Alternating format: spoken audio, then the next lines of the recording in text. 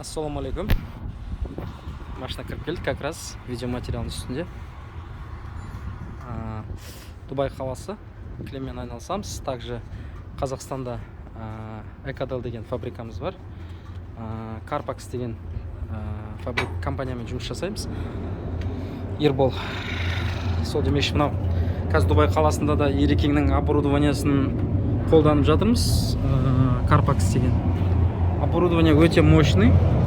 1,5 жыл болды жұмыс жасап жатыр. Қазақстанда да бар бірнешеу.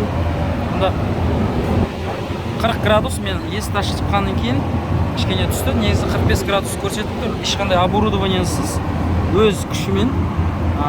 Мына енді бізде Дубайда кішкене күн жылы, қазір 29-30 градус температурасы. Но контейнерді өзін кілемді нетіп ысытып алды ішін. Влажность таза қапты. Оборудованияға ризамыз.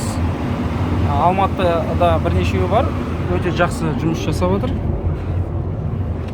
Ербол деген жігіт, жаңа Карпакс деген компанияның несі, бастығы.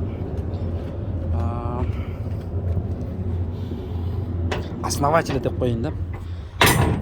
Ерболға үлкен рахмет. Мен Эмиратта да жұмыс істеуге бізге мүмкіншілік берді. Осында продукцияларын аламыз, қолданамыз.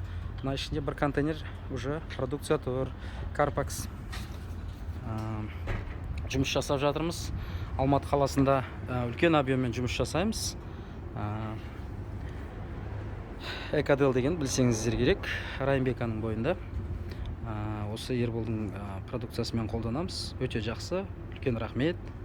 Мына қазір Дубайға тексеріп қайтуға келдім. Күн ыстық, 29-30 градус температура. 31 январь бүгін 2021.